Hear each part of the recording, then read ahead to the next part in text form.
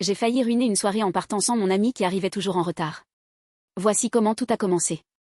J'ai un ami, Yann, qui est systématiquement en retard. Pas occasionnellement, mais vraiment tout le temps.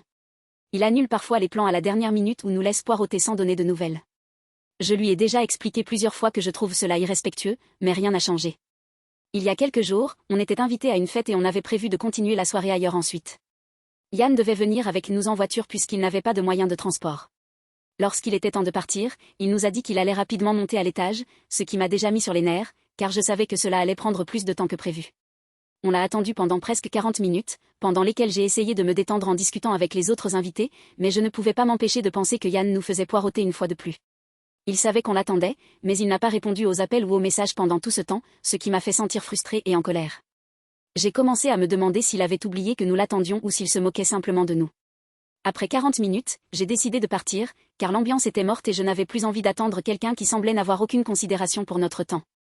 J'étais prêt à continuer la soirée sans lui, même si cela signifiait que nous allions devoir changer nos plans. La même personne qui avait complètement cessé de répondre a miraculeusement retrouvé l'usage de son téléphone lorsqu'il a appris que nous allions partir. Il pensait que c'était parfaitement normal que je fasse demi-tour pour le prendre devant chez lui, ce qui m'a fait éclater de rire intérieurement, tant son manque de considération pour les autres était flagrant.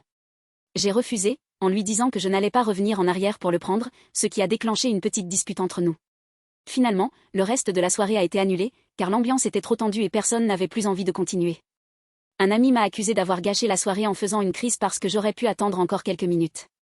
Yann a également dit qu'il était déçu par ma réaction.